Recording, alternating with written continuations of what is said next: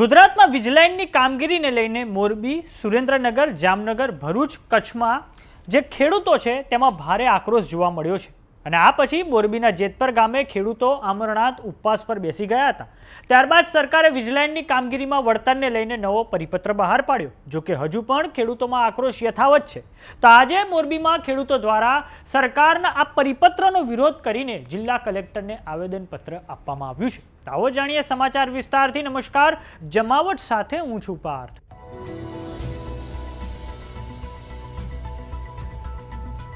વીજલાઇનની કામગીરીમાં વળતરને લઈને ગુજરાત સરકારના ઉર્જા વિભાગ દ્વારા 4/7/2026ના રોજ એક પરિપત્ર બહાર પાડવામાં આવ્યો હતો।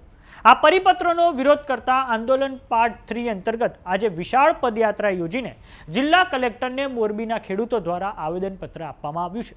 ખેડૂતોએ આ ગુજરાત સરકારના નવા પરિપત્રને ગેરવ્યાજબી ગણાવ્યો છે। હવે આપણે જાણીએ કે ખેડૂતો દ્વારા આ વીજલાઇનની કામગીરીમાં કલેક્ટર સમક્ષ હવે શું માંગણીઓ કરવામાં આવી છે। ખેડૂતોએ માંગણી કરી છે કે વીજલાઇન નાખવાનો હેતુ કમર્શિયલ છે, એટલે કે વાણિજ્યિક છે।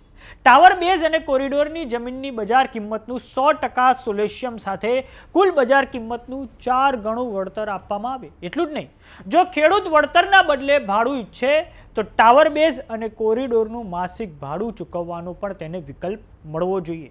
વીજલાઇનની કામગીરી શરૂ થાય તે પહેલાં જ ખેડૂતોને 100% વળતર તેમના ખાતામાં ફરજિયાતપણે ચૂકવી દેવું જોઈએ। જો ભવિષ્યમાં આ વીજલાઇનથી ઊભા પાક કે પછી અન્ય કોઈ અકસ્માત થાય તો તેની જવાબદારી વીજ કંપનીની રહેશે। કંપનીએ ખેડૂત અને હિતધારક વ્યક્તિનો વીમો કે પછી મેડિક્લેમ પણ ઉતારવો જ જોઈએ। ખેડૂતોએ એ પણ માંગણી કરી છે કે કંપનીને માત્ર 25 વર્ષ સુધી જ વીજલાઇન નાખવાની પરવાનગી આપવી જોઈએ। ત્યારબાદ તે લાઇન સ્વખર્ચે એટલે કે 25 વર્ષની અવધિ પૂરી થાય એટલે કે કંપનીએ સ્વખર્ચે તે લાઇન દૂર કરી દેવી જોઈએ। સાથે જ ખેડૂતોને ચૂકવવામાં આવતા વળતરને સરકારે ટેક્સ ફ્રી કરવું જોઈએ। હવે આ સમગ્ર મામલે આંદોલનકારી ખેડૂત નેહુલ અમૃતિયાની પ્રતિક્રિયા સામે આવી છે। આવો સાંભળીએ તેમણે શું કહ્યું છે। આવેદન પત્ર આપવામાં આવેલું છે, સાથે એની સાથે અમે જે નવો પરિપત્ર છે એમાં જે કંઈ અમારા તરફથી જે ગુજરાતના લોકો તરફથી સજેશન આવ્યા હતા, દરેક જિલ્લામાંથી આપણે જેતપર 8 અને 9 તારીખે બોલાવેલા, એ તમામ સજેશનોને ધ્યાને લઈને આખું એક લખાણ તૈયાર કરેલું છે માગણીનું, એ પણ સાથે છે। અને એની સાથે ગુજરાતના કાલ રાતે 8 વાગ્યા સુધીમાં 365 ગામના પંચાયત ઉપર લેટર પેડ જે નવો પરિપત્ર 4/7/2026ના રોજ આવેલો તે અમાન્ય છે, એ રીતના 365 લેટર પેડ આવેલા છે રાતે 8 વાગ્યા સુધી। એ પછી પણ અઢળક આવેલા છે, એ અમે સાથે અત્યારે જોઈન્ટ નથી કરેલા, પણ ભવિષ્યમાં એ પણ જોઈન્ટ થશે। અને મુખ્ય માગણીમાં અમારે જે ટાવરના જે નવા પરિપત્રમાં બજાર કિંમતના 200% છે, અહીંયા અમારે 400ની માગણી છે। અને કોરિડોર માટે ગ્રામ્ય હોય, નગરપાલિકા હોય કે મહાનગરપાલિકા હોય, ત્રણેયમાં જો ત્રણેય લોકો ટેક્સ સમાન ભરતા હોય, જીએસટી સમાન ભરતા હોય, તો ત્રણેયની બજાર કિંમત તો અલગ અલગ જવાની છે। કારણ કે જ્યાં જેવી માર્કેટ રેટ અહીંયા પ્લસ ઓર માઇનસ આવશે બજાર વેલ્યુ, તો સ્લેબ એક સરખો રાખવામાં આવે। એટલે અહીંયા ત્રણેય માટે 260%નો સ્લેબ માગણી કરી છે। આ અમારો પહેલો વિકલ્પ હતો ટાવર અને કોરિડોર માટે। બીજા વિકલ્પમાં અમે એવું કીધું છે 2013ના કાયદા મુજબ બજાર કિંમતના 4 ગણા ટાવર અને તાર બંને માટે।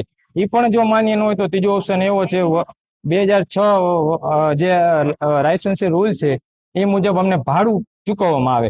ખેડૂતો અને કંપની સાથે બેસીને કલેક્ટર સાહેબ ભાડું નક્કી કરી આપે। આ ત્રણેય ઓપ્શન અમે આપેલા છે, ત્રણેયમાંથી સરકારશ્રી કરે છે, બરોબર। આ ત્રણેય માગણી મૂકેલી છે। તે સિવાયની બીજી અઢળક માગણી છે, તે સિવાયની 24 થી 25 માગણી છે, એ તમને આની નકલ મળી જશે, એમાં એક અભ્યાસ કરી આગામી કાર્યક્રમો શું કેવી છે? કન્ડિશનના માગણી નથી સ્વીકારતો, આગામી કાર્યક્રમ આવતા।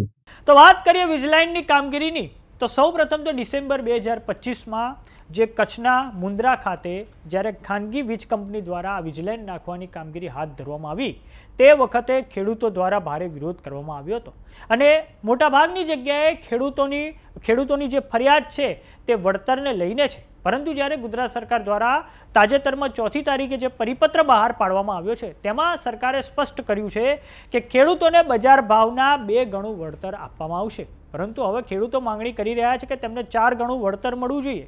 સાથે જ જો તેઓ જમીન વીજ કંપનીને ભાડે આપવા માંગતા હોય તો તેને લઈને પણ સરકારે તેમને વિકલ્પ આપવો જોઈએ। આ અગાઉ પણ રાજકોટના પડધરીમાં ખેડૂતો દ્વારા ખૂબ મોટી ટ્રેક્ટર રેલીનું પણ આયોજન કરવામાં આવ્યું હતું। તો જોવાનું એ રહે છે કે હવે મોરબીના જેતપર ખાતે જે આંદોલન પાર્ટ 3 શરૂ થયો છે તે હવે કયો નવો વળાંક લે છે? તો સમાચારોમાં અત્યારે બસ આટલું. જોતા રહો જમાવટ. જો તમામને યુટ્યુબ પર જોઈ રહ્યા તો સબસ્ક્રાઇબ કરો, જો તમામને ફેસબુક પર જોઈ રહ્યા તો ફોલો કરો, વોટ્સએપ ચેનલને જોઈન કરવાનું ન ભૂલતા. નમસ્કાર.